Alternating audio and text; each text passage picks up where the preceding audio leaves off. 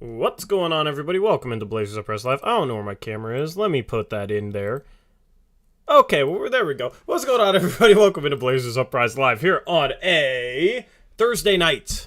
We're going to talk about the draft lottery. We haven't had a stream since the lottery stream. We didn't really talk about or go in depth on our options during that stream, Eric, so that's what we're going to do tonight. We're going to talk about the Blazers options with number 7. And we're going to talk some draft combine measurements. I will have a video going fully in depth on that, but we will definitely talk about some draft combine measurements as well tonight. What do you think of the measurements at the combine? Overall, what's your mood on the combine measurements? Are you happy with some of the measurements? Like overall, obviously there are some positives and some negatives, but overall, are you happy with how some guys measured? There was about a handful of players I was stoked about. And then all the rest, I was severely disappointed. See, overall, I was happy for some players in our range. Did AJ Griffin measure yet? Nope. Yeah, I don't think he's going to measure, which makes me kind of nervous. But Benedict Mathurin has an 8'8" standing reach, so I'm starting to lean towards, if we keep this pick, Mathurin. We'll get into depth on that. But first, Eric, how's your day going? We just kicked off the mock-off season last night, so we've been busy running that. How are you feeling about that so far? It's going good. A lot of weird trades, like always, but starting to pick up a little bit. We got off to a bit of a slower start than most mock-off seasons do. I think it's probably because it was just so late last night, but yeah, maybe people are being patient. Yeah. Do you want to run through mock-off season trades in the stream as well? Yeah, let's do that at the end, yeah. All right, cool. We'll do that at the end. All right, man. What do you want to start off with for tonight? We got a lot to talk about, actually. Did you see the Shaedon Sharpe thing today? No. I had sleep dentistry at 9 a.m., man. I was knocked out. I don't remember a thing. And then I woke up and went to rec, and then I got back from rec, and now I'm here. So I have been completely out of the loop. So we know, was that yesterday, Sharpe measured, and it was a little disappointing. I think his reach or his wingspan was what we were expecting, but his height was a little less than we were hoping, right? So that was a little disappointing. And then we know, he didn't play at Kentucky this year. Who knows what the reasoning is behind that, but it's always been kind of questionable. So today, very interesting considering it was Sharpe. But so he arrives at the combine, says he's going to do all the, athletic testing drills and stuff, starts doing some of them, and then just bounces and leaves Chicago. Like, just dips. Left Chicago? Not just town. Left the combine, yeah, he just but dips left town Chicago? And leaves, yes. So, I don't know, what happened, if that was, maybe that was just, a way to, scare teams into thinking he's got a promise or something, or, whatever it is. I don't know if I like that. But yeah, it's kind of weird, and that just kind of matches everything that's happened with him. He's just trying to become the biggest mystery ever in the draft, I guess. Yeah, I think he falls now, because some guys below him measured well, and that's kind of interesting. And he didn't measure the best. He measured at 6'4.25" inches without shoes. So he's 6'4", not 6'6". He still has a 7-foot wingspan, but he's 6'4". His standing reach was, 8'7", which is solid, but a little undersized for a 3. His standing reach is shorter than Mathurin's. I did not expect that. So I started watching some Mathurin highlights last night, man, and I mean, that dude would be nice in a Blazer uniform. I'm starting to be more okay at 7. Yeah, I mean, I've always been on board Mathurin as long as he measured well, and obviously he did. So, but now he's creeping up into possibly not being available at 7, so it's tough. Yeah. I agree. So where do you want to segue this? I'm just waiting to blast Rose mock off season moves. That's what I'm waiting for. Well then, so Keegan Murray also did not measure. Disappointed in that. Neither did Well, I don't think Ivy did either, or the top three players. None of them measured. I don't know if that's still possible that they could measure, but none of them did. I don't know why Mm-hmm. they didn't, but yeah. So yeah, Sohan didn't measure officially either, right? Um, Do you knock guys for not measuring if they're not top four? um, With how close some of these prospects are? it depends because they are a lot of times like 18, 19-year olds. And if their Mm-hmm. agent is telling them not to do something, like I could see them just following what they're being told, and not really realizing what Yeah. that looks like. Mm-hmm. Um, so, uh, yeah, that does bother me that they don't, but at the same time, I kind of understand it if they're already interviewing with teams and someone's saying like, "Oh, I'm going to take you at 8," you don't have to measure. Like, you're not going to get much higher than that. In the case of a Sohan or whatever, like, I'm not saying 8 is the spot, but like, he has like a max he can get up to in this draft. He's not cracking Yeah. like the top 6 or 7, Yeah. maybe 7 at the most. So like, if he gets a promise in the top 10, like later on, like 9 or 10, like, does that really benefit him to like go test and do all that stuff? So I think promises are stupid because there's still a lot that can happen between now and then. Yeah. I would never, if I was running a team, I would never give a promise. Yeah. Don't really understand why. And like your whole theory is like, why does a team have to honor that promise, right? So Yeah. even if they do that, like, who knows Like, what if, how many teams have Jabari backed Smith falls to 7, Are you going to take Sohan still? Right, yeah. If you promised him at 7? Exactly. Yeah. So, yeah, I don't really like that. Like I said, I don't know if that's a case because the combine's still going on tomorrow, so I don't know if maybe some of these guys will measure tomorrow, but Yeah. we do know that Sohan had an interview with Portland. We do know that Keegan Murray has an interview scheduled tomorrow, and that Mathurin and Dyson Daniels both had an interview with Portland, and that Shaden Sharp did have an individual workout on Wednesday, and that the Blazers were, Joe Cronin was there for that as well. So a lot of guys around our pick we did see measure. Yeah. I'm just going to see interview at Yeah. least. I'm just going to toss out a couple things on my mind. I'm looking at measurements right now. Johnny Davis measured well. Hey, sure. He's only 6'4" without shoes, but he has an 8'7.5" standing reach. Mm-hmm. Which is, what's the average for a small forward? Isn't it like 8'8"? It's somewhere on there, yeah. And he defends strong. Like, he's a strong defender. I think Johnny Davis is capable of playing small forward. Yeah. I don't think I thought he's going to be an undersized small forward. I don't think he's that undersized. 8'7.5" standing reach. He's strong. Yeah. And bodies people up pretty damn well. And uses his body well offensively. He's kind of like a Josh Hart in a way. Like, he kind of reminds me of Josh Hart with a little bit more of a standing reach. Go ahead. That's like way back the beginning of the season when I first fell in love with Johnny Davis and had him up to number 2 on my big board at one point. Like, I felt like he was. I mean, it's hard to be like a better basketball IQ than Hart because he's got obviously a really smart game. Yeah. But in terms of he's just like a little more athletic and a little more shiftier, and who knows about the shooting? They're both kind of questionable shooters.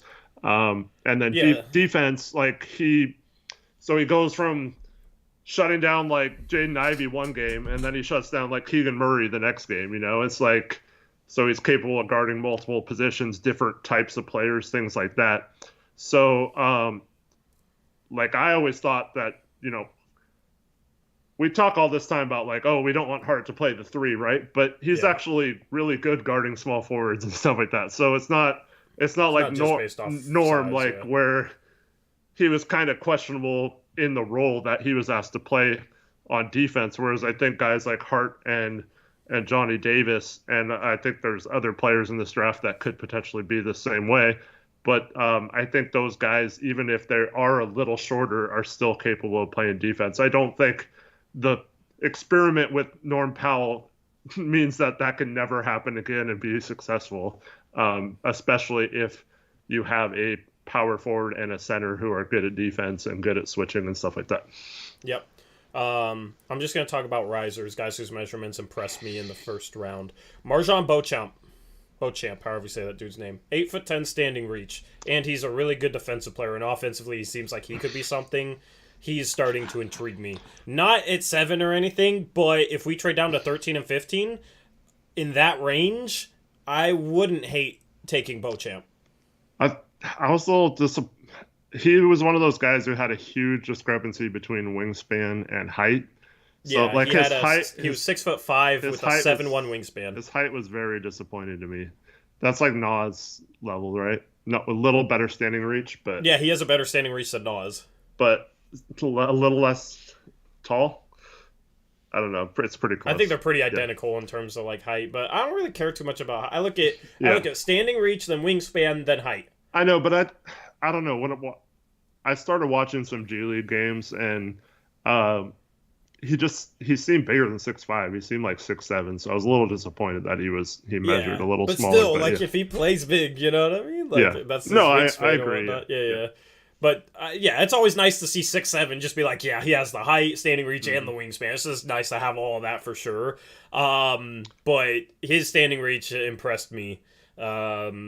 You look at even Branham's had a higher standing reach than I thought, 8'6.5". I was expecting to be 8'4" range.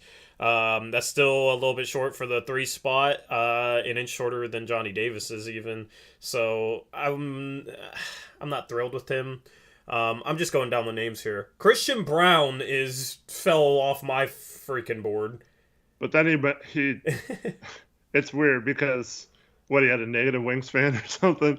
Yeah, but 8'3" standing reach at 6'6". But then he tested really well in the athletic drills. So it's like I just liked his size. I just liked his game at the 3, and I don't like his size at the 3. I didn't realize his. I don't like his measurements, so he's dropped him on my board.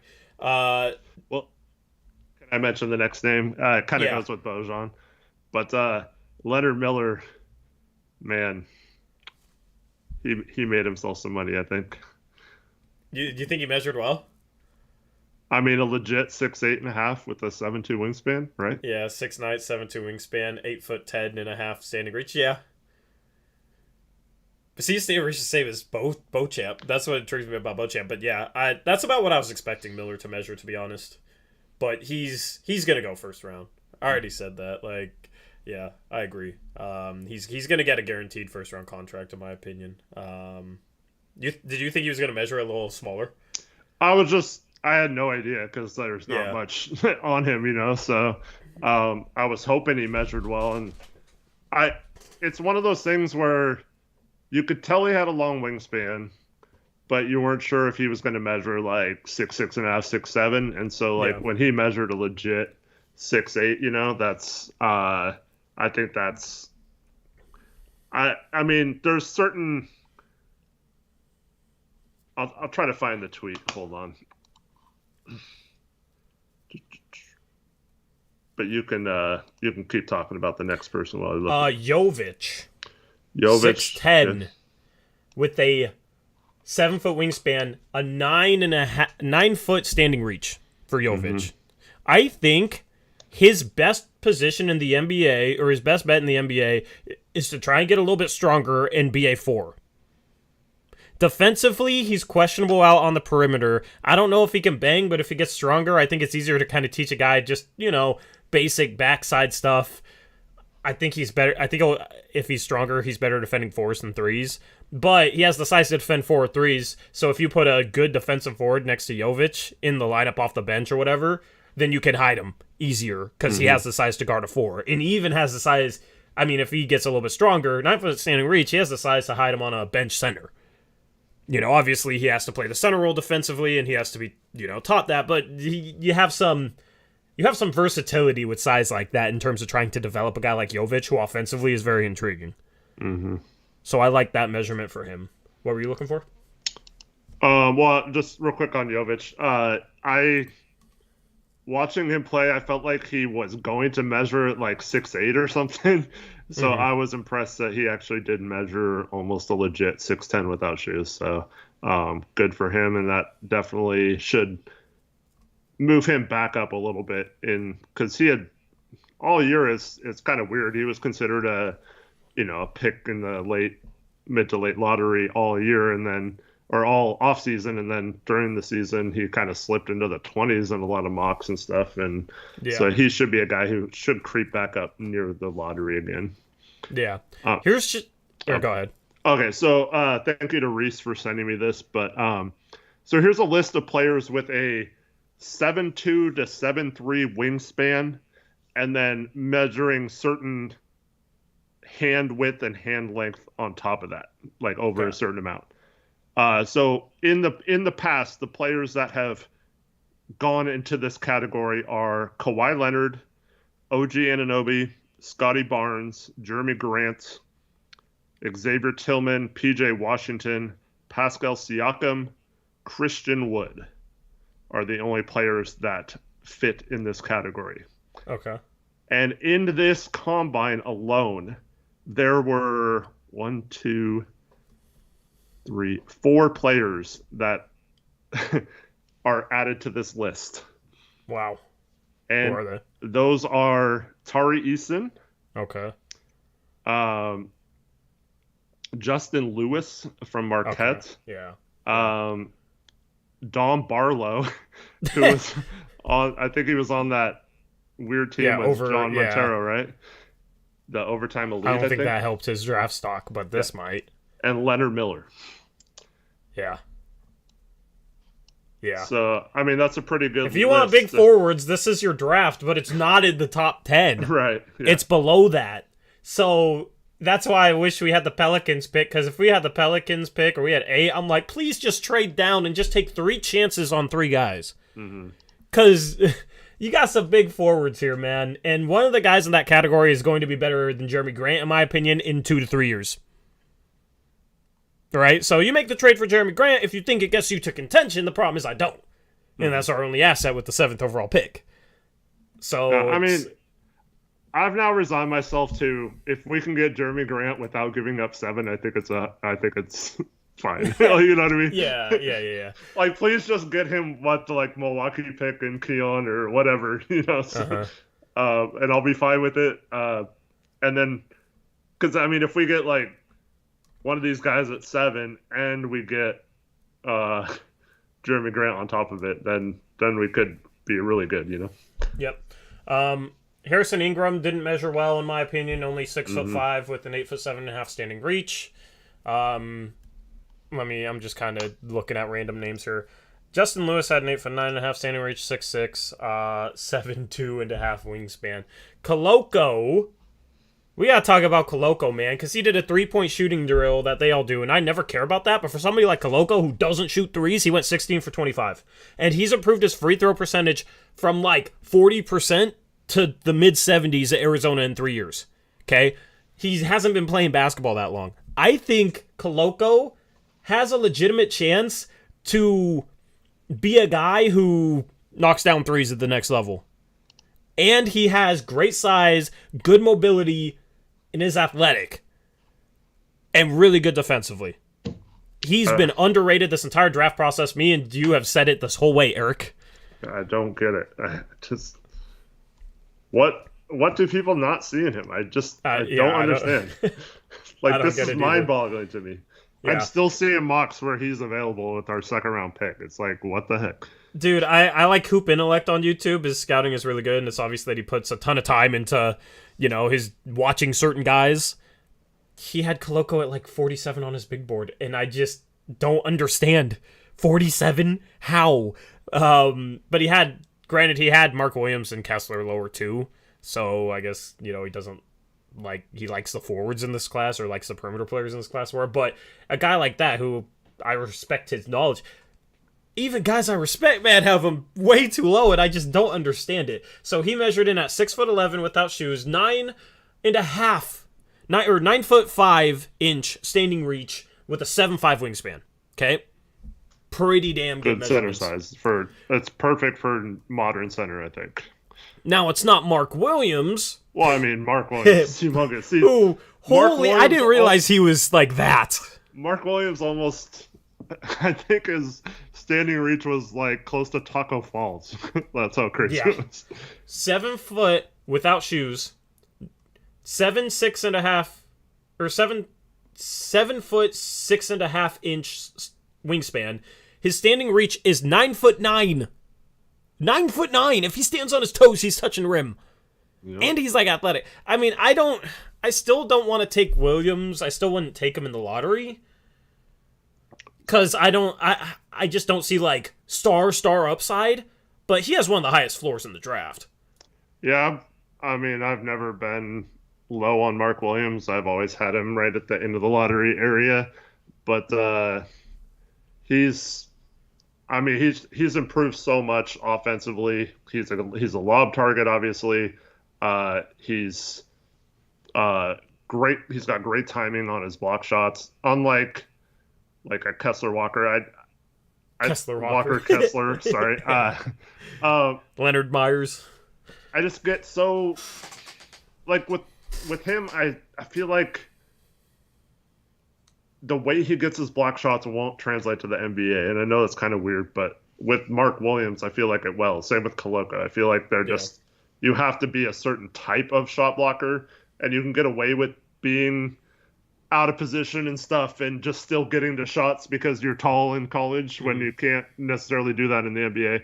And so I think Mark Williams and Koloko are definitely high up there in terms of centers on my board. And I think Mark Williams is, I mean, the knock will be if you get him to switch, like in Rudy Gobert in the playoffs. If you get him on the perimeter enough, is he quick enough?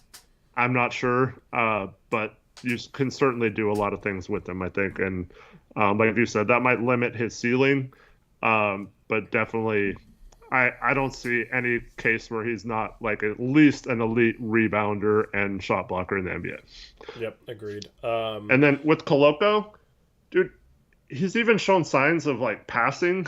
Yeah. It's not like well developed yet, but like you can see flashes of him being a like I always say this, Bam Adebayo showed absolutely no flashes of being a playmaker, a ball handler, like a switchable defender. He was more like a bulky, like thuggish type that didn't seem like he was going to translate super well to the NBA and wasn't going to be quick enough to guard the perimeter. And that guy was like super quick. But Koloko's actually shown flashes of being able to switch like that on the perimeter, be able to keep point guards in front of him, be able to pass the ball. He had a real nice rapport with the other big man when they played two bigs on Arizona. And so like people have mentioned in chat, I'm kind of intrigued on the Arizona pairing in Portland. That would be fun if we could find a way to get both of those guys. Yeah. Yep. If Koloko falls to 36, you have to take him at 36 because I don't see how anybody else on the board is worth taking over him unless it's like a Leonard Miller, just somebody that's just a lottery ticket upside. But Jalen Williams, the Santa Clara Jalen Williams, I think got himself into first round territory with his measurements. Mm-hmm. He measured 6'4.5" without shoes, so 6'5", rounding up. His standing reach is 8'9.5". That's good enough to be a small forward. And, I mean, I don't know. I did not expect him to measure that well. So I think he has a chance to go first round now. I think he's definitely going to get drafted now. And he was a guy that a couple months ago was fringe draft range. Mm-hmm. Would you agree with that? I've had him as like a second round sleeper for a long time. But, yeah, I could see it. I could see a point where he wouldn't have been drafted, but I think he's rising pretty fast, yeah. But you're just gonna have a really good 2 guard that might have the size to play 3 available at 36 for Portland. Because if you look at Blake Wesley, standing reach 8'7". He's 6'3", so that's not good, but has a 6'9" wingspan. His standing reach is 8'7", which is better than I expected. I group Blake Wesley and Bryce McGowan's together too much. I just view them as like pretty much almost the same exact prospect. Obviously, there's differences, but they've kind of been right around the same range. Speaking of McGowan's is taller, 6'5", has an 8'7.5" standing reach. Mm-hmm. So, slightly undersized for the 3, but you could see them playing there. It just, obviously, both those guys have to get stronger. But offensively, they're intriguing. So you just have a lot of talent on the wings as you get deeper into this draft. This draft, I think, has all of a sudden become really deep. I don't know if that's just because I fell in love with the draft process or what, but I think you're going to get great value early in the second. Yeah. Yeah. I don't know. I was told that this was only a 4-person draft in it. Who told you that? That's what everyone that's the take, Well, I think it's 4-person draft in terms of like star prospects, where it's like, yeah, that guy's gonna be a star. You know what I mean? Because everybody else is like, yeah. But people need to provide the context, Like I won't sit there and say it's a 4-person draft because then that's easily misinterpreted. Like, I'll come on here and say there's 4 guys that I'm confident in their ability to become a star, but then I love like the early second round because a lot of times you're probably not going to get a star in the early second round. You just want a guy that's going to actually help you. There is a ton of guys that I think will help teams in the early second round, and you can't say that about every draft. I mean, like even Hugo Besson intrigues me, and he measured well. He's 6'5" with an 8'6" standing reach for a combo guard, and he shot well at the combine. You just have a really deep draft, in my opinion. And you had a lot of players that measured really, really well. One guy we haven't talked about that we need to talk about, Mathurin. I'm on board with Mathurin. 8'8" standing reach, Eric. I was thrilled to see that. Heck yeah. 6'5" without shoes, 6'4.5", so rounds up to 6'5". Okay, yeah. 6'9" wingspan, 8'8" standing reach. I thought Agbaji was going to measure a little better than him. He ended up not. But yeah, they're pretty comparable. But yeah, Mathurin. I like his game, man. I feel like out of all the guys who are not the top 4, if I had to put money on one of them becoming a star, it would be Mathurin, in my opinion. Yeah. And then the fact that he measured well on top of that, I think bodes really well. I just think his floor is pretty obvious. He's going to be a 3-and-D guy, and he can block some shots around the rim. Like, he can play some backline defense, so that you kind of want a 3 that's able to defend on the perimeter, but then, be able to make an impact around the rim if needed. And he can do both those things because he's a quick jumper, decent athlete.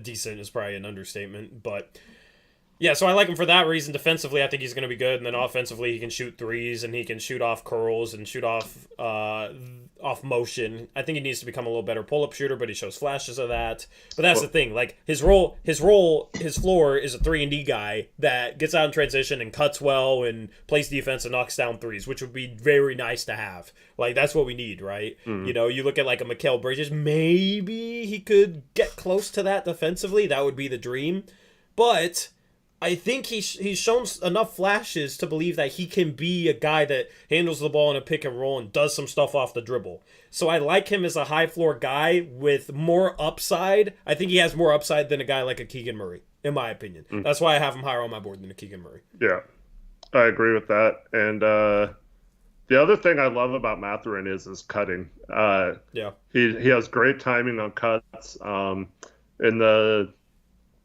Pac-12 tournament and the games before they lost in the NCAA tournament, he had a couple of fantastic backdoor cuts for dunks, which I think at least one or two of those was off a great Koloko pass too, by the way. But I'm intrigued. The problem is I'm trying not to get too hyped up about it because now I'm going to start thinking, yes, Matherin's awesome.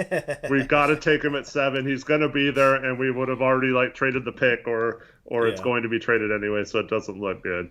And yeah, and as DJ Vega points out, it seemed like he had a little bit of a clutch gene too, which is you can't have too many of those. Some swagger. I like. Yeah. Yeah. He improved a lot going into second year, which shows good work ethic. He is. I didn't think he was going to measure that well. I thought his Sam Reach was going to be like 8'4.5", 8'5". I don't know why, but I thought I was pleasantly surprised by that measurement, and that makes me. I mean, that makes me want him because here's the thing: if we were looking for a 2 or a 3, I wouldn't care that much. I'd be like, okay, that's my guy, probably a 7. But given the fact that we're so set on guards and we need some skill and some defense and enough size at the 3 spot, if Matherin's sitting there with an 8'4.5", 8'5" standing reach, I know it's, what's 3 inches? That's a big deal on the court, right? Now, I don't think it's everything like some Blazer fans have tried to make it out to be. There's a lot more that goes into the game than those 3 inches, but you need some length and size next to an undersized backcourt, especially. So, I'm pleasantly surprised. I have Matherin above Griffin now because Griffin didn't even measure, and if he doesn't measure, that kind of scares me. And I needed to see him measure. He has extremely low shoulders, and he's dealt with injuries. Defensively, he's more questionable than Matherin. He's a better shooter than Matherin. I don't think he's necessarily better off the dribble than Matherin, but I don't know. I'm like not sold on Griffin just automatically being a better shooter at the NBA level because Matherin's better like rising up over defenders, coming off of motion, coming off of pin downs, and that sort of thing that he'll probably be utilized in more. Whereas Griffin has kind of a low base, low shot. So at this point, Matherin is easily above AJ Griffin for me. Yep, I agree with that. And that means if you have it, I mean, you're starting to lock in a draft board. I don't know if you still have Sharp higher than Matherin. Dude, I don't know, man, because if he left like that and his measurements, I was not happy. Matherin has they're pretty much equal. I thought Sharp was going to be bigger than Matherin. Matherin obviously has a higher floor.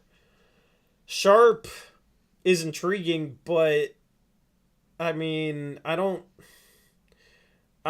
know if he's ahead enough of Matherin in order to justify taking him when he's going to take longer to develop for us. Because obviously that's the thing is like if he's that much better of a long-term prospect and gives you a ton of upside, a ton more upside than a Matherin, then you just take him and hope that 3 years from now he can be realizing some of that. But if it's not a clear enough gap there, then I fall back to who can help us next year, who can help Dame in the next 2 years, that sort of thing. But you're fine with either one if one of the two falls to 7. Yeah, I'm fine with either one. Obviously, if you're gonna take Sharp, you're gonna do your due diligence on him. I don't know why he left the combine. I don't know if it was like a personal matter or what. That's kind of weird to me. And his measurements weren't the best. So I don't know. I mean, he's obviously a risk. Well, we know, the top 3. In theory, Banchero, Holmgren, Jabari. Yeah. And then we know Jaden Ivey's up there. None of those 4 are falling to 7, right?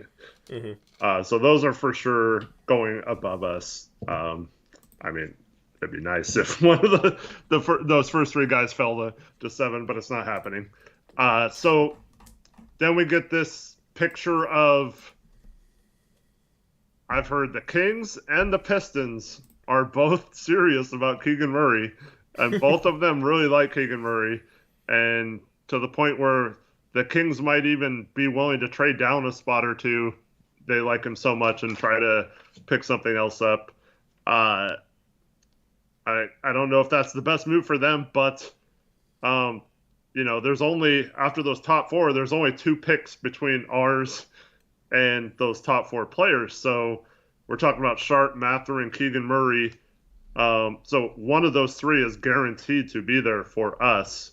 So you just gotta hope if you want one of the either Sharp or Mathurin that Keegan is the guy that's picked ahead of one of those two at 5 or 6. Yeah. Yeah. Um, So, I but mean, I don't want Keegan at 7, man. I pray that he gets taken at 5 or 6 if we still have 7. Because I'm cool with Sharp or Mathurin at 7 now. I want Mathurin over Keegan Murray. I just, yeah. I mean, you know my stance on Keegan Murray. mm-hmm. What are your thoughts on Jalen Jordan? I thought he would measure a little bit better. Well, he didn't measure, did he? Yeah, he did. What was his measurements? Can you read them off? I don't have the thing in front. Oh, I thought he measured. It doesn't list his measurements. He didn't measure, I don't think. Why did I think he measured then? That's weird. I don't know. I thought it said that he was like 6'9.5" without shoes. That is the rumor going around that he's a little shorter and that's why he didn't measure. But yeah, I don't know. Why didn't he measure? I see, like guys like that when they don't measure, man. I'm just like if it comes down to a tiebreaker, I'm gonna take the guy that I know has the size, right? If I think two prospects are even and I'm stuck on who to choose, I'm not gonna hold it too much against him. Like if I think Duran's the best player on the board and it's clear cut, you can see some of the size and you can kind of guess based on what you see. So if I just think he's the best player, I'm gonna take him. But if I'm stuck on who to take, I'm gonna take the guy who measured. But what were you like? What did you want to know about my thoughts on Duran? Like what context? Well, people are just asking about him if he comes into play at all at 7 for you. I don't want Duran at 7 either. If I was a team that needed a center, I would be absolutely down with Duran at 7.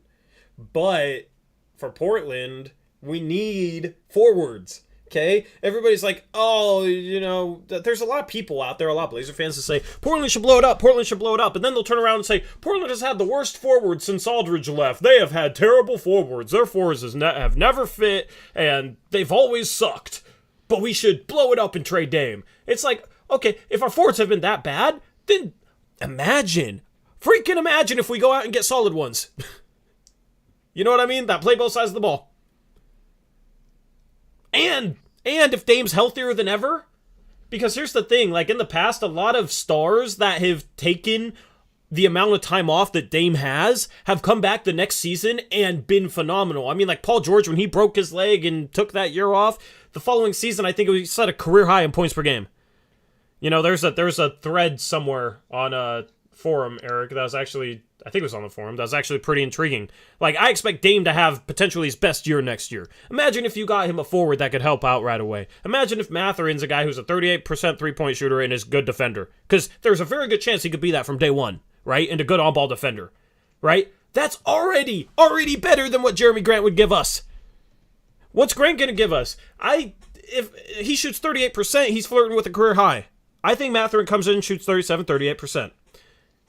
If Grant shoots 30%, cool. But he's going to try and do a lot with the ball. That's how he's used to playing, in my opinion. Okay? And he's not the most efficient player in that way. And you don't want him taking up a bunch of your offense, trying to do too much off the dribble at the expense of Dame and Ant, or just passing the ball and running a motion offense. Defensively, he hasn't been that great on the ball. I think there's a chance that Mathurin is a better on-ball defender next year than Jeremy Grant. So, when you consider the fact that Mathurin is going to be a rookie and has a ton of potential ahead of him, that's why I want a guy like Mathurin, because he can come in and I think could give us a forward from day one that's a better 3-and-D in terms of an on-ball defending forward than Dame has had since maybe Nick Batum. Because Al-Farouq Aminu and Mo Harkless could not shoot consistently like Mathurin can. Okay, they were great defensively and had a lot of size, which is why they started. Okay, after that, Norman Powell did not consistently defend. He shot well, did not consistently defend. Robert Covington did not defend well on the ball. And shooting was inconsistent as hell. So, yeah, Mathurin could come in and struggle as a rookie, absolutely. But there's a chance that he comes in and helps right away. And then if you want to go get Jeremy Grant to be your other forward, with the Milwaukee first and Keon Johnson and the TPE maybe throw in some seconds, There you go. You got your on-ball defender that can shoot, and you got your forward that can play make slightly and play off-the-ball defense, and you got a better forward pairing. And then if Dame comes back and is better than ever, and Anthony Simons continues his growth, who freaking knows? That's a fun season. And you got Nas off the bench. You got Josh Hart off the bench, which is the perfect third guard. Dame and CJ never had a third guard like Josh Hart who fits as well with that sort of combination. And then you still got MLE, Joe Ingles. I mean, you got some pieces that you can try. Like, you're set for something. And you just see how that pans out. And the future backcourt of Simons and Mathurin has us in pretty damn good hands, I think. Yep. So, I mean, that's I don't. You asked about Duran. I don't know how I got here, but yeah, that's my little mini rant on Grant and all that. The only thing I'll say about Duran is, I think kind of like Mobley and kind of like Chet, I think he is quick enough and athletic enough to play some for any team next year. So.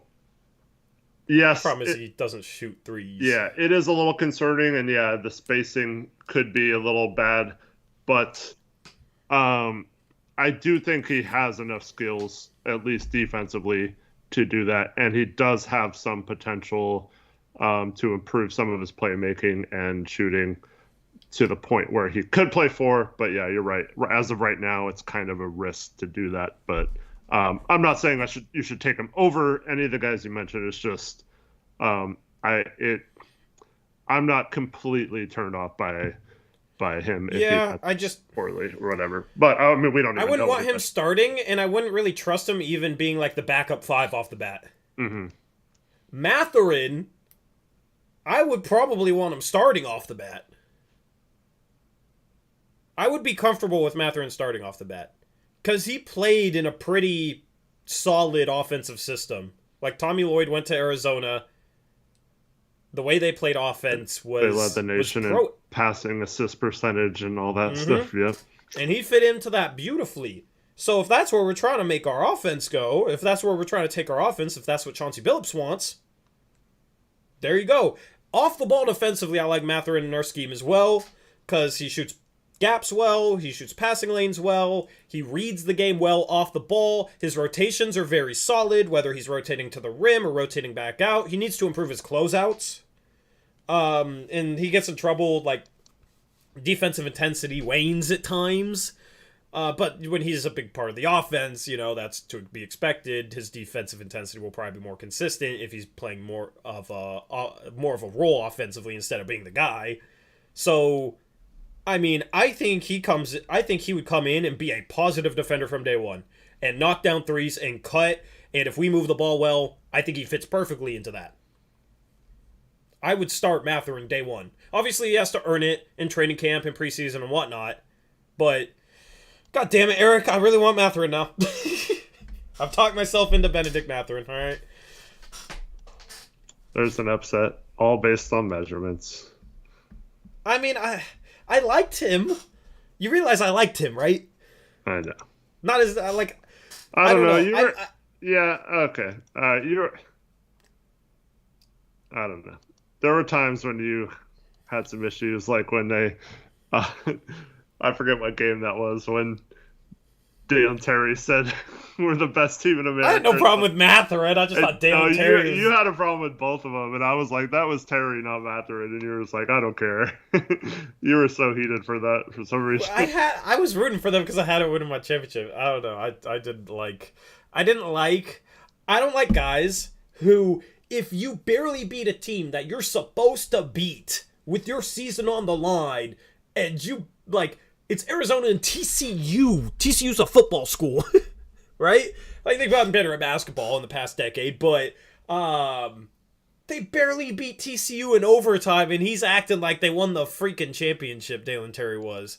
And he's, like, throwing up L's and, like, dancing, and... Oh, I just don't like that. So, yeah, I didn't like that at all.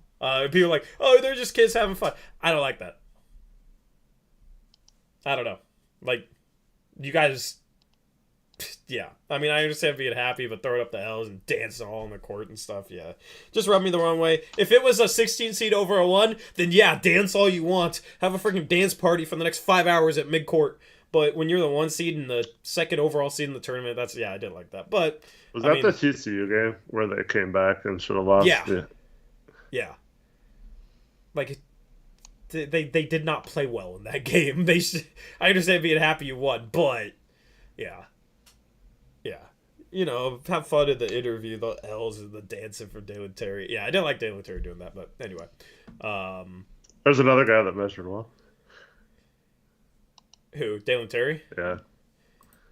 You're right. Yeah. Okay, at least. Yeah. Yeah, send him to the G League. That's going to be my new Angelo Ball. Is Jalen Terry. Really? No, I'm kidding. Maybe, if you want it to be. Yeah. If you hate how I hate Jalen Terry, then I might continue to hate Jalen Terry.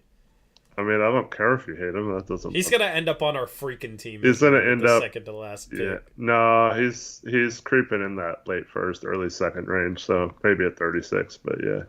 I mean, he's a guard who can play make and he's 6'6" with a 6'10" or with an 8'10" wingspan. I mean, as a player, he's definitely should get drafted. I'm not like I don't even try and hold that against him. You just bring it up consistently about how I didn't like him doing that. So I'm going to continue hating him for it, I guess. But yeah, where was I going to go with that though? I don't know. I liked. Oh, it was about Mathurin. Let me finish this. I liked Mathurin. Here's my thing with guys around 7 to 14 in the draft. It's really easy to fall in love with prospects. I think I always try and nitpick players in that range because they're in that range above a ton of other really good basketball players. So it's like for me, they have to prove, or I need to see a substantial amount of good play or things that I like. Mm-hmm. So, I mean, I was like that way with Keegan Murray. I was like that way with Johnny Davis. I'm just like that way with players in that range, Eric. And it comes across as hating them or whatever, but I'm like a stickler on players in that range. When it comes to the top 3 or 4, like it's obvious day one that Banchero, his size, the stuff he does with the ball in his hands is just freaking something. And Jabari, the way he shoots at his size is just an Ivy and how athletic he is. Like, there's some guys where it's just obvious. And it's just obvious from day one. That's why they're top, 4. Mm-hmm. But beyond that, I mean, yeah, like, and that's the thing for Portland, as I thought he was going to be 200. I thought he was going to be smaller. I thought he was going to measure in smaller. So that was part of it. Now that he's measured bigger, and I've watched more of his defense lately, I like him. I'm sold on him. Just because I think that, given that he has the size to play the 3, I think his fit is really, really, really good. At a floor level, and then ceiling wise, I mean, I don't know what I think about his ceiling, but I think he has some potential with the ball in his hands. So, I mean, yeah, I came around. I came around to Mathurin. I'm here with you. Is that your guy at 7 right now? I mean, I've always liked Mathurin in that range. Yeah, yeah, I like Mathurin a lot. See, okay. You know what's tough? We can agree. Let's go, Eric. We agreed. You know what's really tough? What? So like Keegan Murray. Yeah. I like Keegan Murray a lot. However, like when I come to my draft board, I have a tough time like putting him somewhere.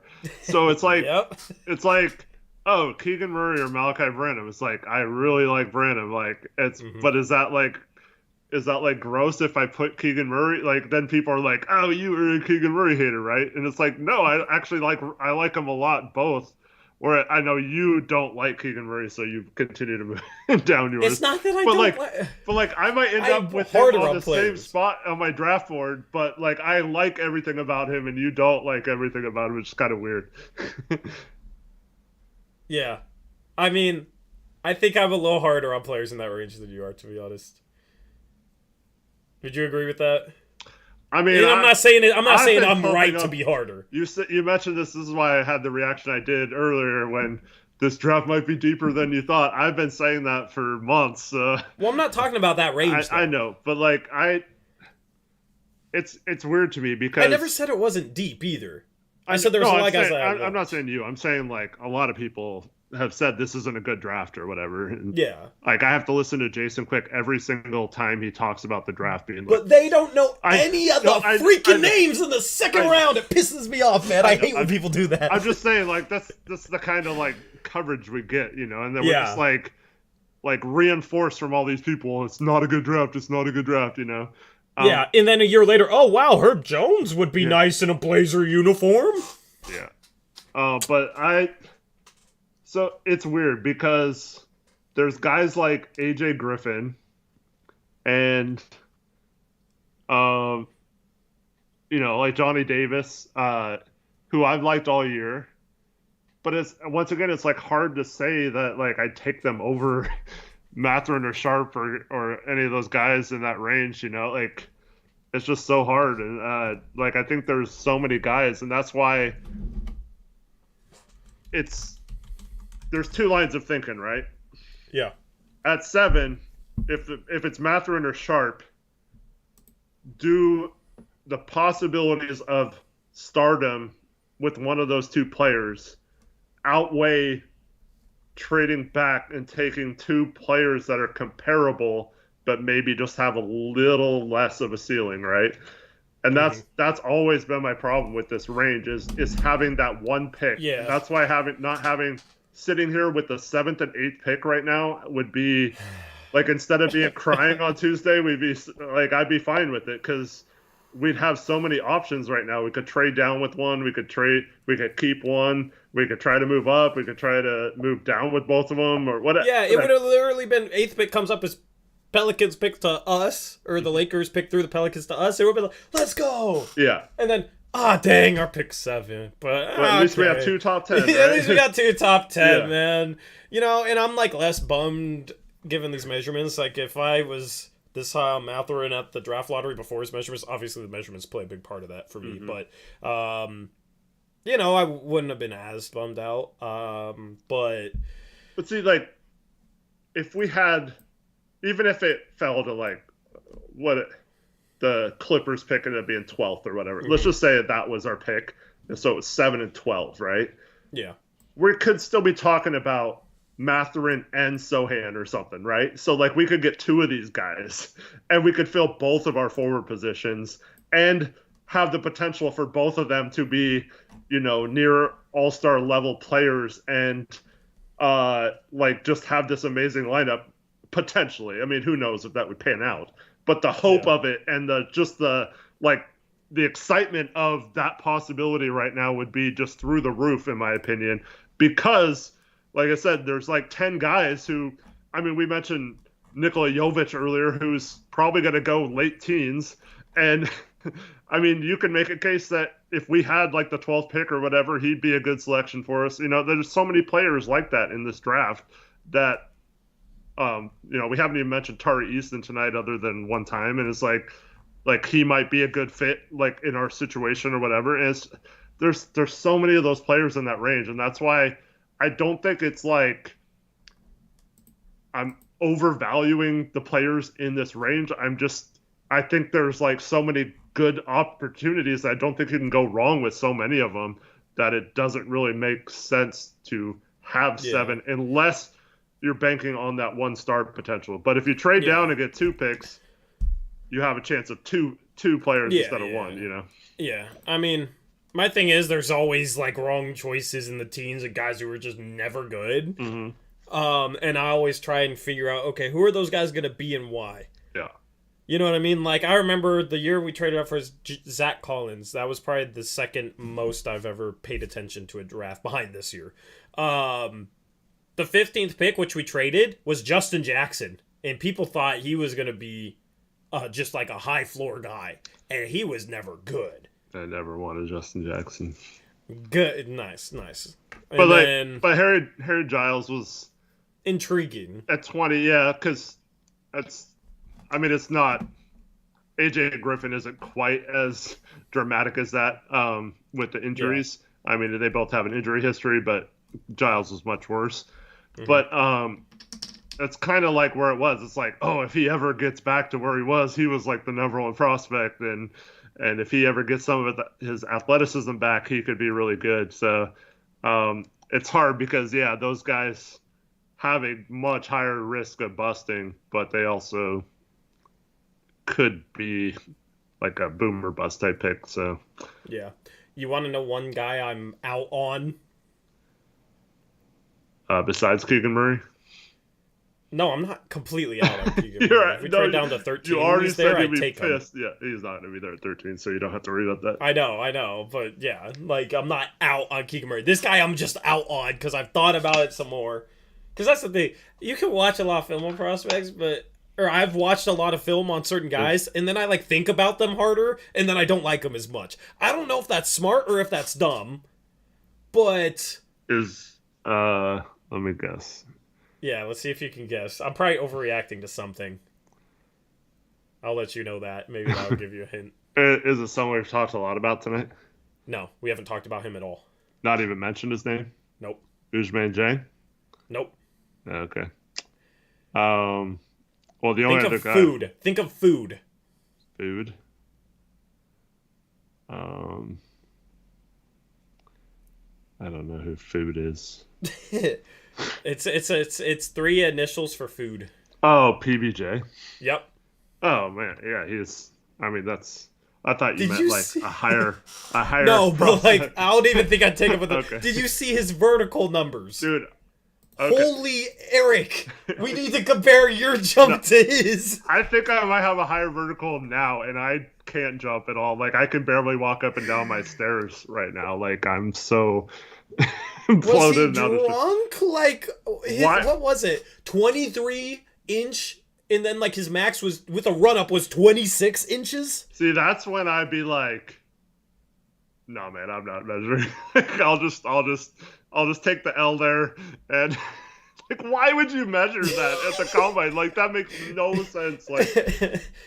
I thought it was like a typo at first or something. Like, or is he still hurt? Or like, and maybe he just like braved through it. But even if he were like that, like NFL players never measure when they're hurt, you know? Like, who was that? Drake London, the wide receiver from USC, refused to run a 40 because he was coming off an ankle injury or whatever. Like, don't measure then. Like, why would you do that? Yeah. Like, so I can admit I can make fun of myself. I have no hops. I've never had hops. I've outside of like a brief period of my life, despite being 6'6", I could barely dunk a basketball. And I mean, I measured a higher vertical than that in high school, a standing vert. And that was my max vert where you get a running jump was much higher than that. So I can't understand how he's even, I don't know how that's possible, Tori. Like, I mean, it's what, like, if you told me like Max Williams or Trevion Williams or something like that, like like one of those guys had that kind of vertical. Trevion Williams is like undraftable to me, by the way. I have Trevion Williams over Patrick Baldwin Jr. now because I think he probably jumps higher. Look at Trevion Williams' measurements and you'll change your mind on that. All right, let me see. Trevion Williams. He's 6'7". He's 6'7" with shoes, I think. He has a 9-foot standing reach. But he can't play anything other than center, and he's six. He has to lose weight to be able to guard forwards, and then he has to get a jump shot, which is very unlikely. I'm not drafting him, but yeah, I those are very unlikely. Yeah. But like his skill inside and his passing touch and that sort of thing, like if you can get him skinnier and if he's able to guard forwards adequately, then maybe he can be a bench player. You know, and that's the thing. When you get to late second, that's kind of where you're at with guys. Is like they have some things that they definitely need to work on just to even become an NBA player. So I don't know if I would. My draft board. Yeah, I mean, I would draft him ahead of Drew Timme. Oh yeah, I mean, I would. Drew Timme's not on my draft board. Go back to Gonzaga, please. Thank you. But yeah, Patrick Baldwin Jr. Here's the thing. There's guys in high school. Okay, and this is why you can't just draft, oh, this guy was rated really highly in high school, and he's here in the second round, I'm going to draft him. Okay, this is why you can't do that. There are guys in high school that have big size, like 6'9", 6'8", whatever, like a Patrick Baldwin Jr. He measured in at 6'9" without shoes. Okay, and they are just skilled enough that when you combine that skill with their size, they dominate in high school, and they're a top 10 prospect. But then they get to college, and all of a sudden their size isn't anywhere near as much of an advantage, and it's a more skilled level. Yeah, and then if they're not like, if they are also questionable athletes, all of a sudden they can't do anything at the college level. And that was Patrick Baldwin Jr. this past year.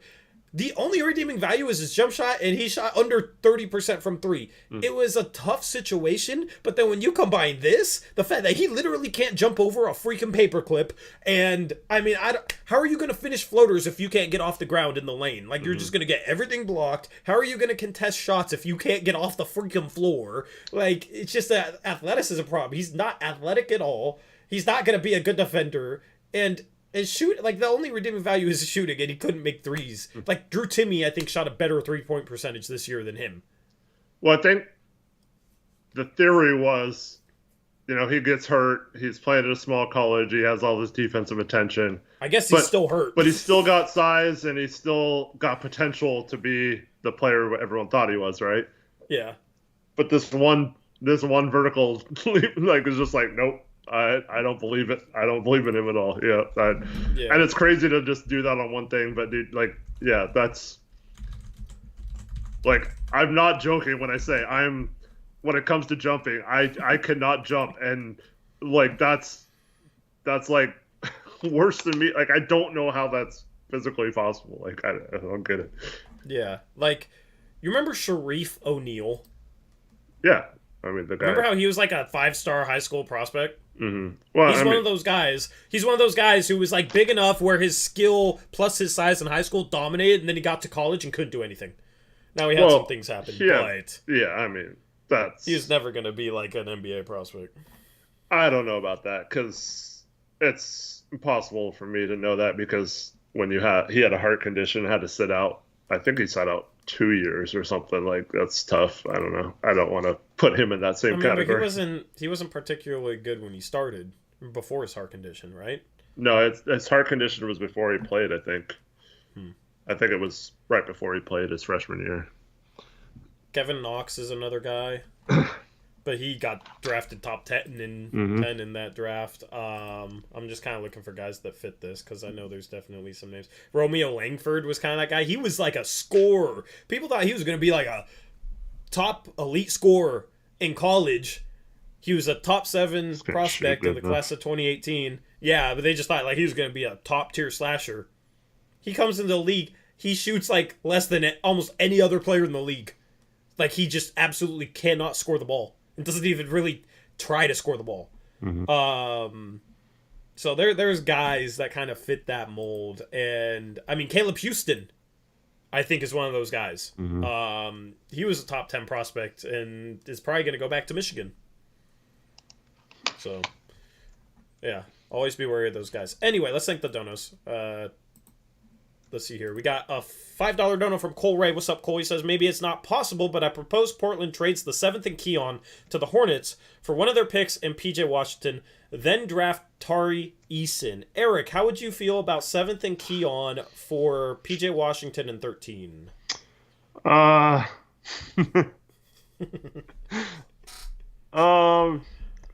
mean, I don't hate it because, like I said, we still get there, but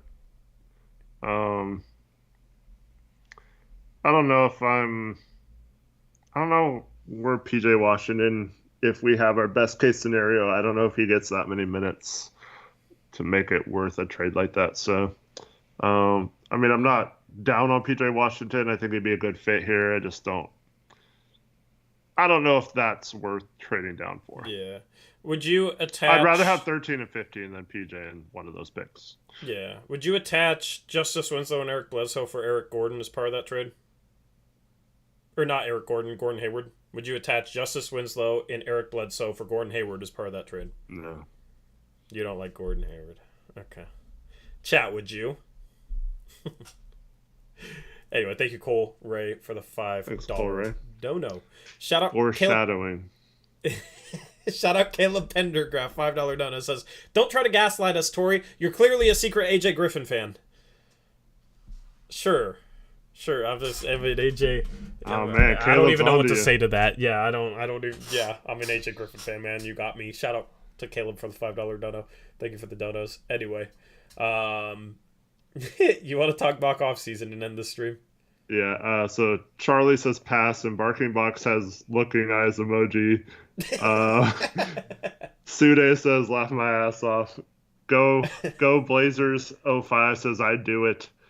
AZ Nightmare, not for Gordon Hayward. Isaac L, hell no. DJ Vega, no, not at Hayward's contract. My mom, hi mom, says nope. Yeah. Nah, Hayward would die 10 games into the season, says Lewis. Hyper Prime, nah. Hayward injury pro. Alex Will says he should make a poll. Caleb says, I feel like Charlotte would need to give us something to take on Hayward's contract, not move back in the draft. Yeah. Oh. All right, there's your chapel. The one person who said that was on board is now off board because he forgot about his contract. There's your chapel chat. What website do we use for prospects? What website do you use, Eric? Randy wants to know. For prospects, like what do you mean? For scouting prospects, or just looking at a list of them, or what? All right, there's your chapel. Right now it's 70% now. 23% maybe. 7% yes. Nope, not 99-1 hyper prime. Isaac. Yeah. What did you ask something? The no is going the down, website. Eric. Website. I try to watch full games of players as much as possible. Like Tori, I do like Hoop Intellect on YouTube. I hate his analysis of Koloko, but I just like the way he breaks down. You can see highlights. He has like certain stats that he lists for every player, strengths and weaknesses. It's just really well formatted, and they're only about 10 to 12 minutes long, so they're easy to watch. Plenty of players. But yeah, other than that, I mean, I go look at like the combine measurements and things like that. Obviously, I look at mock drafts just to see where other people are now that I've formulated all my opinions. And yeah, I don't know. I don't have like a go-to site though that I for sure trust or anything like that, because a lot of them seem like casual stuff. Yeah, I agree. So 56 votes in, 54% say no, 27% say maybe. Okay, 53% say no, 26% say maybe, and 21% say yes, Eric. Okay, nice. Cole Ray with the $2 donation. Bro, watch Cronin trade the 7th pick for Kyle Kuzma. Yeah. Would you rather do that trade or 7 for Grant? I'd rather do Grant, I guess, but because Dame. Yeah, Dame. I mean, that's the thing. If you did that trade, you'd still have the $20 million TPE. Because Bledsoe, Keon, and Winslow match Hayward, and then PJ Washington fits into the Rocco TPE. And then you still have 13.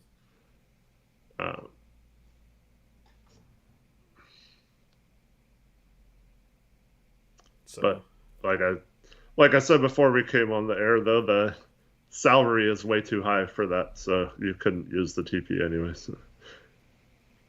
I mean, you still could. You're going to be in the tax by the time you... Yeah, it just depends on ownership, if they're willing to go into the tax or not. Mm-hmm. But anyway, let's talk mock-off season. Thank you, Cole Ray, for the dodos. All right, so you want to just run through the trades here? And Caleb, yeah. Cole Ray, and Caleb. All right. So the first trade in our mock... What's up? Disclaimer. If you're in the mock season, do not take this personal. But if we don't like a trade, we're going to analyze them like they were made in real life, okay? But it is not personal in any shape or form, okay? Yep. 100%. All right. Let's jump into it. The first trade, you are the New York Knicks, Eric. Romp is the 76ers. You traded Cam Reddish to the Sixers and got back Shake Milton and Matisse Thybulle. Yep. This was just a ho-hum trade where I don't think it's good or bad for either of you. I think Matisse Thybulle is a good, defensive pickup. I just don't like his offensive game. But, you can make YouTube videos together, so that's cool. And then Cam Reddish, I don't know. Philadelphia is just weird situation. Well, part of my thinking was that Thibault is very, very highly valued by a lot of people, and so I might not be necessarily doing it for me. But I also you're gonna trade Reddish for Thibault, and then you're gonna trade Thibault for 2 firsts, then you're gonna trade a first for Reddish. Well, I'm not gonna. No. Boom! A first out of nowhere. Eric's a genius. But in terms of needing a defensive stopper on the wings, that was definitely a high priority on my list that I felt like I got him for pretty cheap. Yep. The second trade, the Raptors receive Rudy Gobert and a 2026 second. The Jazz receive Pascal Siakam and Precious. What did you think of this trade? Very interesting. I was actually surprised, given that Zacho is the Raptors, that he went for Gobert, and traded Siakam. But it's kind of like I get why for both teams, and it makes sense for both teams. And I definitely would love to see something like this in real life, just how it panned out. And I like it. Yeah, it's solid for both teams. If I'm Toronto, I'm holding out for a first round pick though, along with that second. If I was Toronto, I would have held out for that. Utah didn't really have picks to trade. Yeah, well, if I was Toronto, I would have said, Utah, go out and see what you can get for Bojan Bogdanovic, and if you can get a first, we can do a 3-team trade. You can send that pick our way. Or receive Bojan Bogdanovic back for salary and then flip him yourself for a first-round pick. I just think Toronto needed a little bit more value, but it's not a bad trade for them because Gobert makes sense there. I mean, Gobert with Barnes and OG is defensively very good. A sick front line. You're basically turning an already good defense into probably one of the at least top 3 defenses in the league, and I think it's just an interesting strategy after going kind of smaller this year. I don't mind at all. I think Gobert is worth more than you're giving him credit for. Yeah, I just think they need an offensive star then in that situation. Or they got Gary Trent. He'll take as many shots as you want to give. Oh God, yeah, that's like defensively they're phenomenal. If he can go out, if Zacho can go out and get like a go-to scorer, even a CJ McCollum type player, then I really like his offseason. But it's going to be hard to get that because he doesn't really have the best assets to get that. And obviously you want to keep OG. Like OG, Barnes, and Gobert is probably the best defensive 3 through 5 tandem in the league, maybe. Cleveland has Mobley and Allen. There's some other teams you can put up there. But and then you have Van Vliet's a good defensive player as well. I just in the playoffs, you look at who's left. You got Luka, you got Steph, you got Jason Tatum, you got Jimmy Butler. I think you need a guy like that. Yeah. Well, maybe Barnes could develop into it. I mean, that would be the hope. He has the potential. Yeah. You're kind of banking on that. It'd be nice to go out and get another guy if you're trying to win next year. But yeah, interesting. And Jazz aren't blowing it up. They're just reshuffling, which they need to do. They need to do something. They need to trade one to Gobert and Mitchell. So they get Siakam. I like that for Utah if they're trying to remain competitive. Yeah, with Utah. I was very interested to see whether they'd go full rebuild and just trade everybody, or try to build around one of Mitchell or Gobert and kind of keep it going and just run a different lineup out there. So I was interested to see where he went with it, and we'll get to another move later. But yep, agreed. All right, next trade. The Orlando Magic get Christian Wood, Garrison Matthews, and a second-round pick. The Houston Rockets get Markelle Fultz and Chuma Okeke. I didn't like this trade for either team. Yeah, I didn't like it. Orlando has Bamba as a restricted free agent, so they can keep him, or they could lose him for nothing if they want, but I don't know why they do that. They have Bamba, they got Wendell Carter Jr., and they have the number 1 overall pick, who should be Chet, Jabari, or Banchero, And they also now have Christian Wood, all guys at the 4 or 5 spots. So they have this log jam. I don't think it's bad value at all to get Christian Wood. I just don't really understand what the plan is. Yeah, I agree. In a vacuum, this trade is not bad, and I feel like I'm saying this about a lot of trades. But for the Magic, yeah, Christian Wood makes no sense, especially if you retain Bamba. You have the first pick, and you have Wendell Carter Jr. I mean, that's... Or you bring Christian Wood off the bench? Like, even if you let Bamba walk, it's still like, who are you bringing off the bench? Your number 1 pick? And I have no problem trading Fultz if that's, you can... Fultz is probably going to be the odd man out with Suggs and Cole Anthony and all that. So that's fine in my opinion. Christian Wood is just a weird return for that. That's the thing. I mean, we'll see what the end product is. It could be a good move depending on what you do after it because you got decent value, but right now it just doesn't make a ton of sense. And then for Houston... I don't really like Fultz's fit there. Mm-hmm. I mean, they do need a true point guard, and I guess, but yeah, there are other guys. I don't know. Yeah, it's weird. And I also think so. Wood's kind of a polarizing player. I know he's someone that you and I have been high on in the past, and I think I can speak for both of us. We both kind of soured on him, but. I feel like there's still enough people who value Wood very highly enough to where you probably could have gotten a decent first-round pick in this draft or something. I probably would have gone that route versus, trying to make Fultz work or whatever. Yep. All right, next trade. Let's try and run through these pretty quickly. Okay, this is a big one, though. It's a 3-team trade between the Cavs, Wolves, and Pacers. The Cavs get D'Angelo Russell, the 19th pick from Minnesota, and a 2023 Cleveland first. They get their first back from Indiana, which they trade in the Vert trade. So Cavs get D'Angelo Russell, the 19th pick, and their first-round pick back. I'm not even going to say seconds. The Timberwolves get Malcolm Brogdon, Shetty Osman, TJ McConnell, the 31st and 58th picks. And then the Pacers get Kevin Love, Jalen Noel, the 14th pick from the Cavs, the 39th pick from the Cavs, and the 40th pick from Minnesota. I mean, it's a lot if you're not actually looking at it. So be in our Discord if you want to see the trades and actually be able to kind of piece together who's giving up what. Join our Discord. I'll post the link there, and we have a thread. But who won this trade? Who lost this trade? Well, value-wise, it absolutely was Cleveland. They moved back 5 spots, get D'Angelo Russell, get off of Love, clear up salary, and I don't know. I think it was a great move for them. I don't really like D'Lo's fit with Garland, but he had an idea in mind, and he went for it, and he got great value in doing so. So it's hard to blame him for accepting that, and if it doesn't work out, I think D'Lo's easily flippable in the future. And then in terms of Minnesota, I like Brogdon's fit there. I don't know if I would have given up anything other than D'Lo. Like D'Lo for Brogdon seems like pretty fair value, so the fact that he gave up a little more than that isn't the best. But then you get TJ McConnell, who I think will be a good fit there, and Jetty Osman's okay. Not bad for Minnesota, but Indiana just kind of made their rebuild very difficult.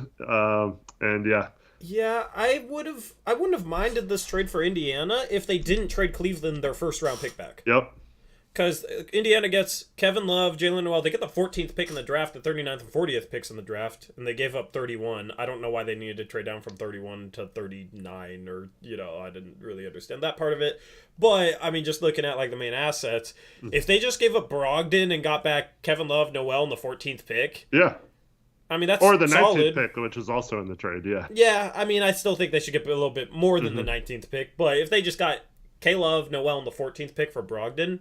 I'd understand that for sure. You're rebuilding, clearing some space at the guard spots.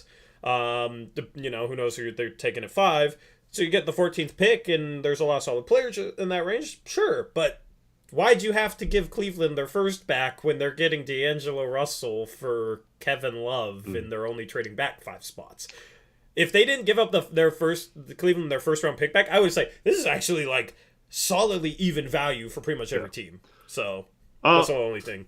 this is my theory, and this is why I hate so many trades.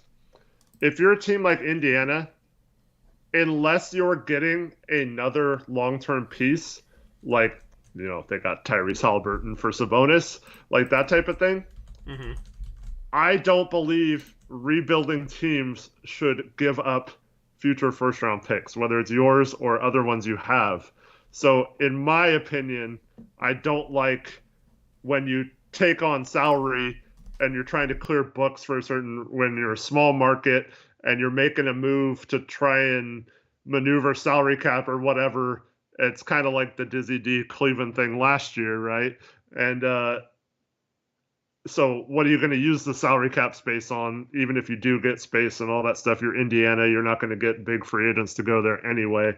So in my mind, you don't trade for future first unless you're getting another long-term piece. And I know he really likes Jalen Noel, but I wouldn't have given up that first, like you said.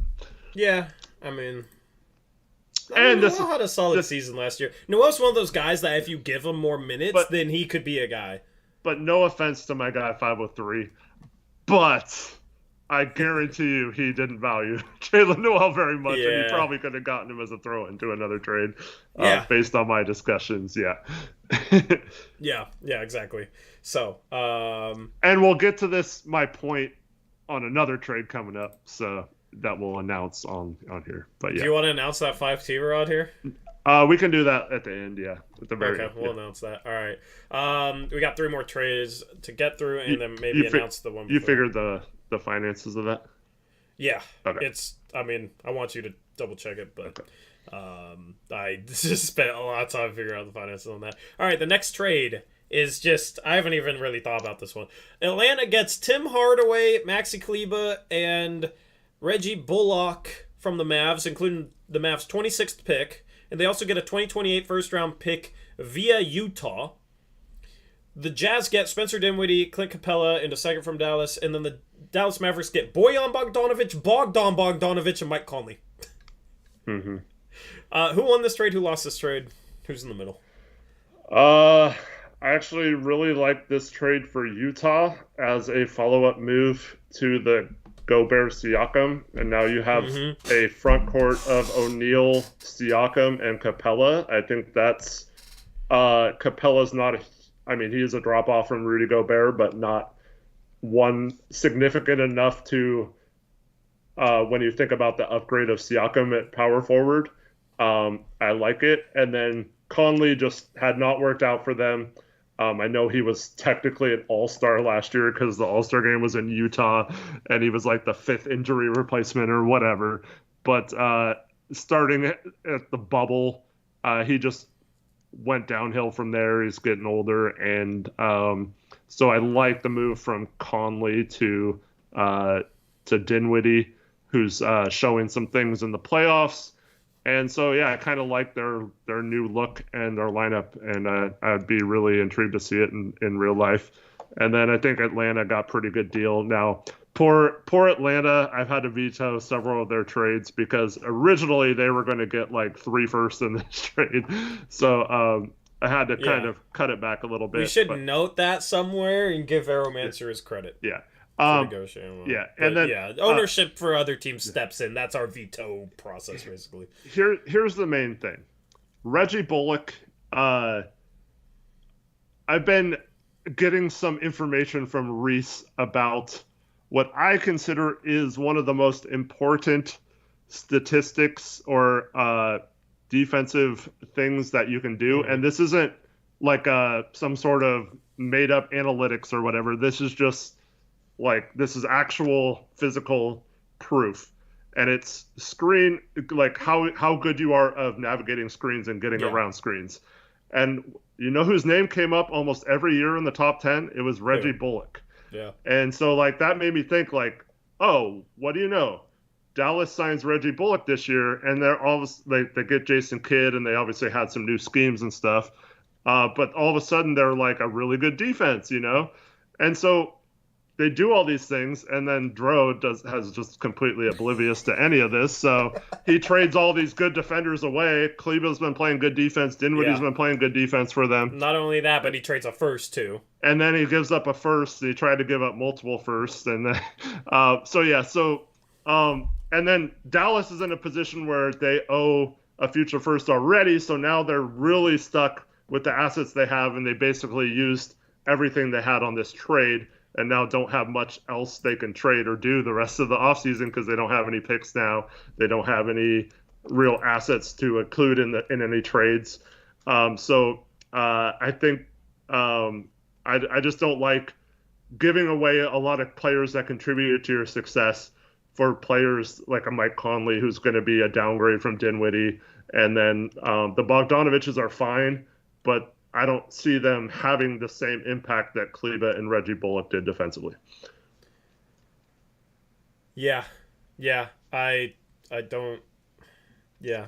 Dallas finally got good on defense, and then they trade away their guys that are helping them be good on defense, and a pick for an old Mike Conley, and then two guys who you're going to confuse all season. Like what was the whole fun part to get Boyan and Bogdanovich as if they're brothers and they're not. Yeah. They're not even brothers, which is crazy. Like I just don't really understand the plan there. And Dro's been giving me a lot of shit for no reason for a while.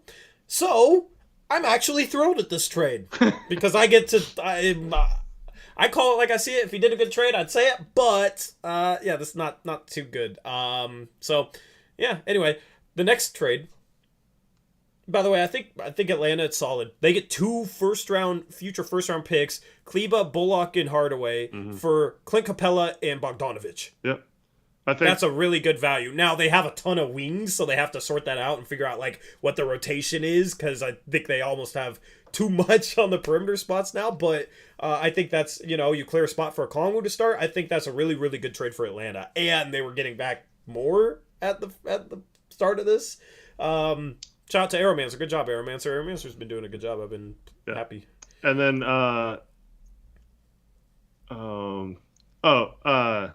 the interesting thing for Atlanta will be, do they just roll with Okongwu as their starting center now, or are they going to make a move to get a different starting center, because this move didn't leave them with with much help up front center-wise.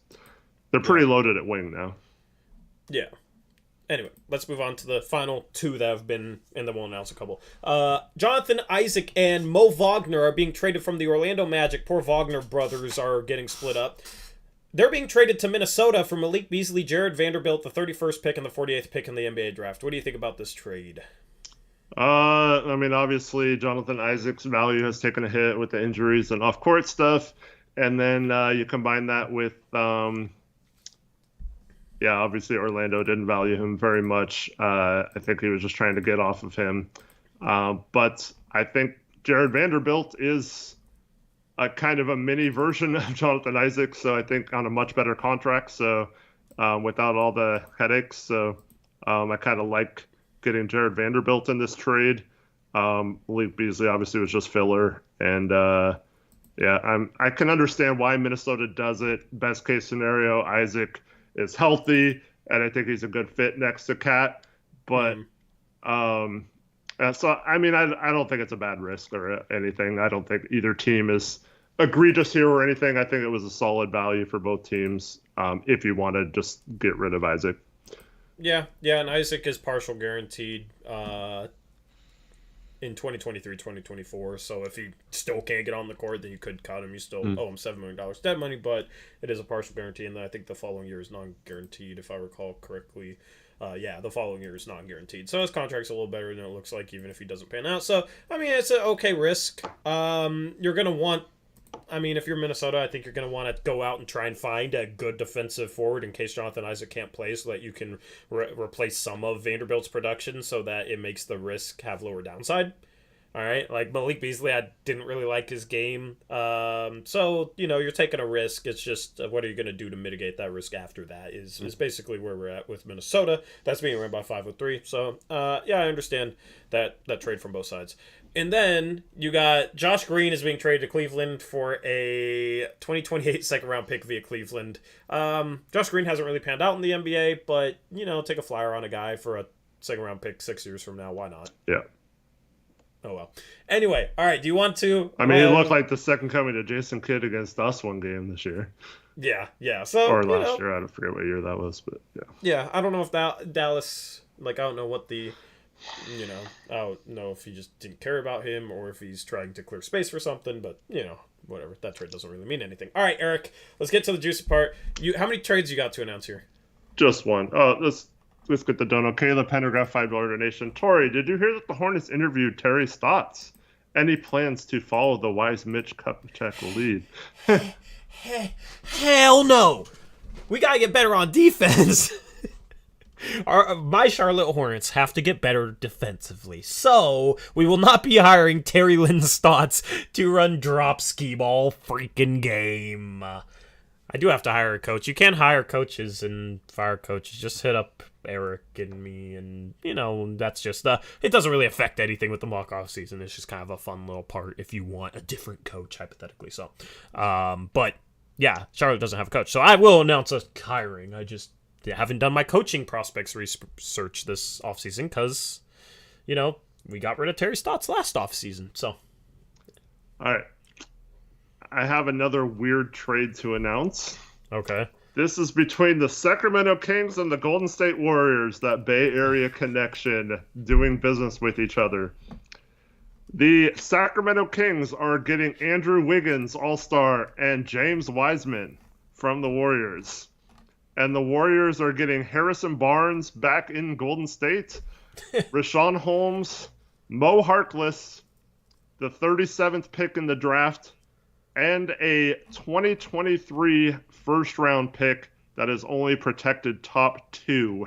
And if it from the Kings, and if it doesn't convey next year, it turns into an unprotected 2026 first for some reason. It moves back to 2026. I don't mean, know what's going on there, but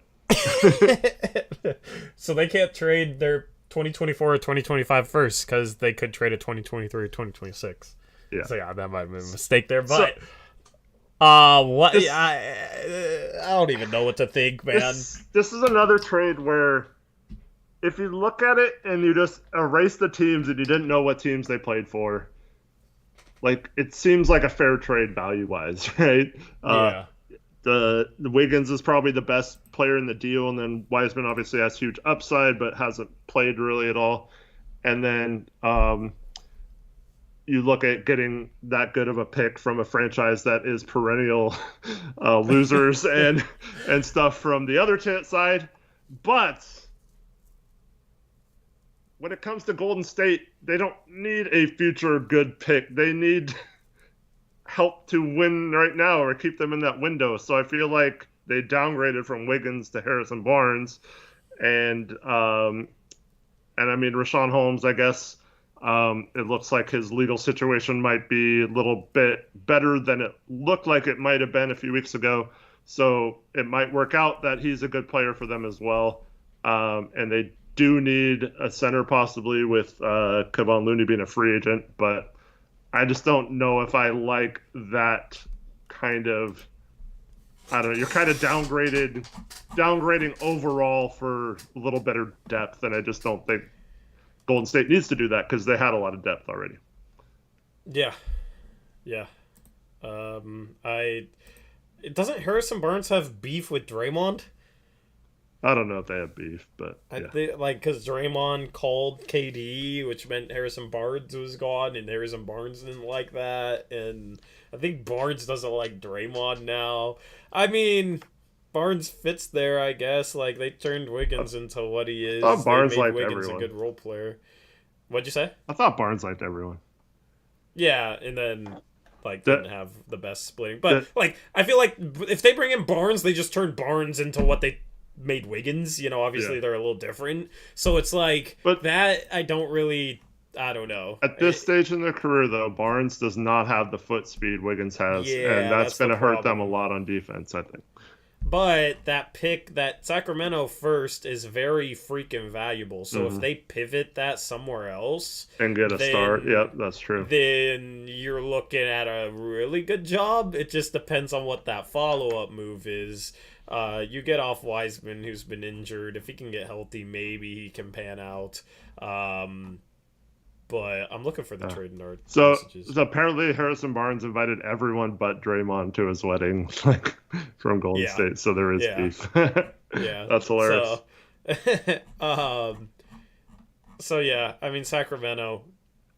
How does that make you a playoff team? I don't know. If you are a playoff team, then that pick isn't terrible. Fox, Wiggins, Sabonis, big three. I mean, if you're Sacramento, you have to make sure that you get your ass into the playoffs. Like if Chris is running the Kings, if he's able to put together such a good roster that's like, that team's at least going to be playing, then okay. Talking about like the 12th or 14th pick or something, Yeah, then obviously that first trade becomes better because you got Wiggins to be a part of that and you made that pick less. But if he doesn't improve the team beyond this, then I do not like this trade for him. Yeah, exactly. But Chris has done a decent job in negotiations that I've talked to him better than I expected, to be honest. So, some people have surprised, some people have disappointed. Anyway, is that the only one to announce? For me, yeah. And then you got yours. Do you want me to announce that? Yeah, go ahead. All right. So you have a 5-team trade. And this is why we had a poll earlier. Charlotte gets Eric Bledsoe, Justice Winslow, the number 7 pick in the draft, the number 29 pick in the draft, and a 2023 first-round pick via the Phoenix Suns. Okay, I'm Charlotte. Memphis gets Kelly Oubre, Keon Johnson, Zubac in filler. Portland gets Gordon Hayward, PJ Washington, Santi Aldama, the 13th pick of the 2022 draft, and then the best of second-round picks in 2024 between the Lakers and the Raptors. The Suns get Reggie Jackson, Xavier Tillman, the 36th pick in the draft via Portland, and a 2023 Charlotte second. And the Clippers get Jay Crowder, D'Anthony Melton, Brandon Clark, and a 2023 Boston second. So there's between these 5 teams. There's three different deals being discussed, and they kind of just merged. Basically, is how this happened.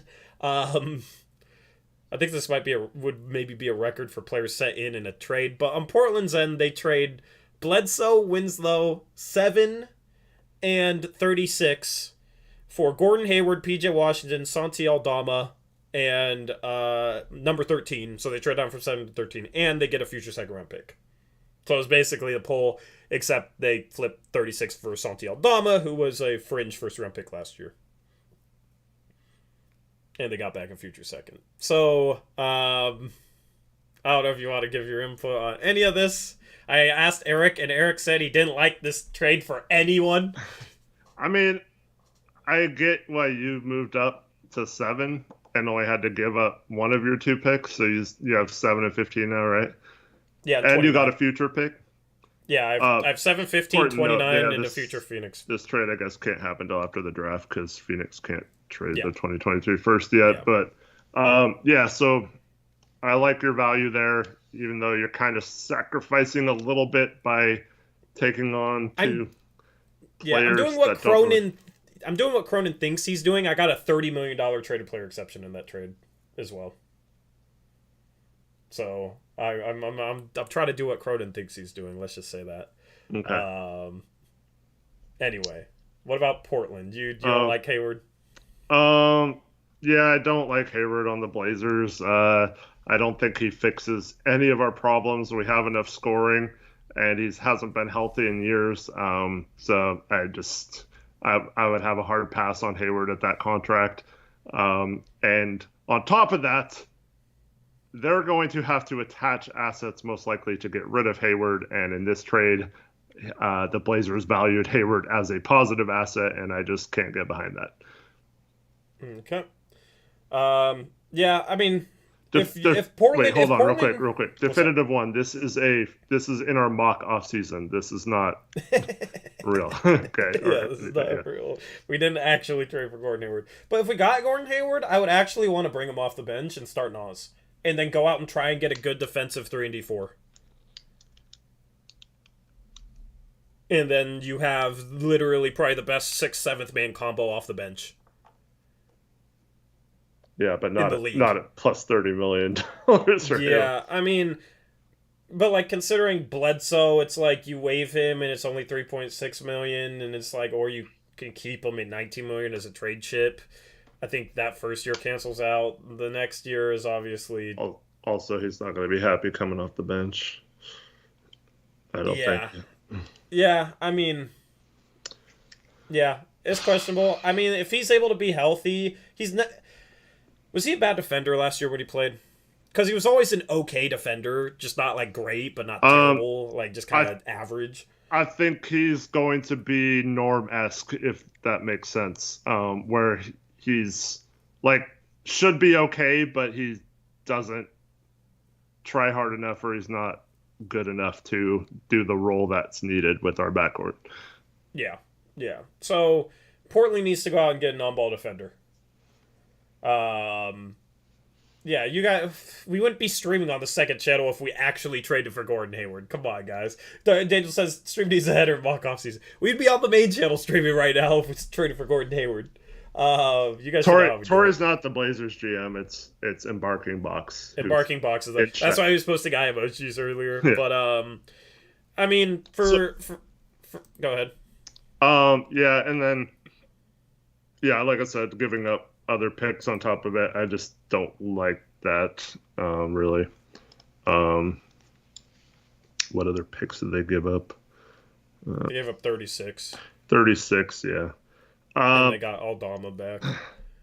That fits into the Alexander Walker TPE. Yeah, I don't really see where Aldama's going to play here, so I don't know. PJ Washington, I guess, is fine. We talked about him earlier. Yeah. Suns, I don't like giving up your starting 4 for backup point guard and a second-round pick in this draft, and giving up a future first again. I don't think Jackson is worth that. And then the more I think about it, the more I see the Clippers. They got Melton, Clark, and Crowder. That's pretty good return for what they gave up in this trade. Yeah, I like it for the Clippers. I think the Suns get the 36th pick in the draft and trade their first next year, assuming that's a late first. I think, it's trading down the draft a little bit. And then they also get a future second. So the picks are kind of a wash for Phoenix, in my opinion. To me, if they're trading a first, though, they need a better upgrade that's going to help them sooner than Reggie Jackson. Yeah, I mean, Reggie Jackson was really nice 2 years ago when he came off the bench for the Clippers. Like, in that bench role, he was really freaking good. And he's obviously an upgrade over campaign. But yeah, he's kind of like, the Suns need more shot creation, and they need somebody to take that responsibility off Chris Paul a little bit. And Reggie Jackson's 6'2", but has a really long wingspan. So, size-wise, I think he can play next to Chris Paul. And then obviously can play some point and play off Booker. So if he can get back to the Reggie Jackson he was 2 years ago, I think this is a win for Phoenix. Obviously they have to replace Crowder's role, but you can try and dip into free agency for that. And you do have Cam Johnson and Mikal Bridges. You could start Cam Johnson. Defensively, it's slightly questionable, but I think Phoenix needs to get more shot creation. So I'm in this trade, so I'm probably biased, but I don't mind Reggie Jackson at all for Phoenix. I actually think that would be a good target for them in real life. Why are they giving you a first? Because I wanted a first. Why didn't they just trade, I don't get why they wouldn't just trade Jay Crowder for Reggie Jackson. Because I'm trading Oubre to Memphis, so they trade Clark to the Clippers, so they trade Reggie Jackson to the Suns, so he trades a first to me. I don't understand. See, this is what happens. Yeah. I mean, I do the same thing you do, so I can't give you. Yeah, I mean, honestly, give you crap for it. But I did not do as much of the work for this as you probably think I did. Like, this was already... Because me and Sude were discussing Kelly Oubre into his cap space, which got messed up, because, Basketball Reference didn't have former player salary, and that's what I was going based off of. But I actually like Oubre in Memphis.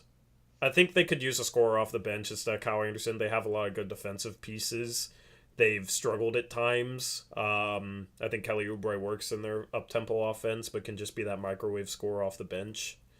So I like Kelly Oubre in Memphis, actually. He and John Morant can like dance and stick out their tongues with each other. Yeah. So, how are they getting Oubre though? They match with Melton and Clark and Aldama. And then Keon and Nick Richards fit into their TP. So Clark plus Melton plus Aldama is enough to match. Too. Yeah, it's enough to match Oubre and Zubac. Because Keon and Richards fit into the $4 million TP they have. Okay. Yeah, I did done the math. So, and Sude done the math, and hopefully we're both good enough at math. Anyway, yeah, so that's where we're at with our mock offseason right now. I'm expecting the weekend to be busy. Obviously, people have more time on the weekend. We had this stream, so looking forward to seeing what people come up with over the weekend.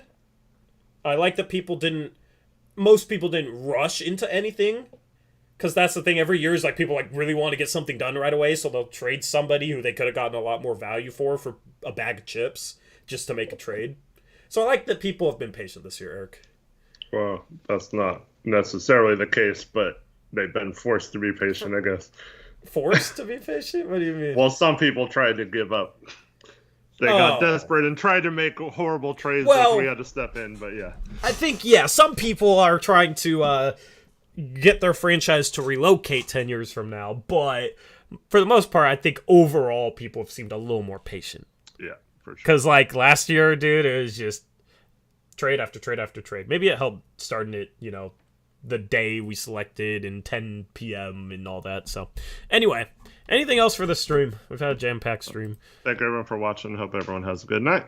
Yep, we'll catch you again on Monday. Stay tuned for some videos. I need to get back on that grind. I kind of took a couple days off there with the lottery and then being bummed out about that. But salary cap video coming out in the next week. You think we could do that, Eric? Yep. You have plans for that? So, okay. Well, I also gave you a video as well. Okay. Yeah, we'll talk about that, and then mock draft will be coming up soon, and then draft profiles again. So we'll get back on that video making grind. And then we're counting down the days to the draft, I guess. And we're counting down the days until the inevitable Jeremy Grant trade. We will go live if we trade for Grant. Anyway, anything else? Well, thanks everyone. Have a good night. Yeah, have a good rest of your night. We'll catch you on Monday. Until then, as always, peace out. Go Blazers.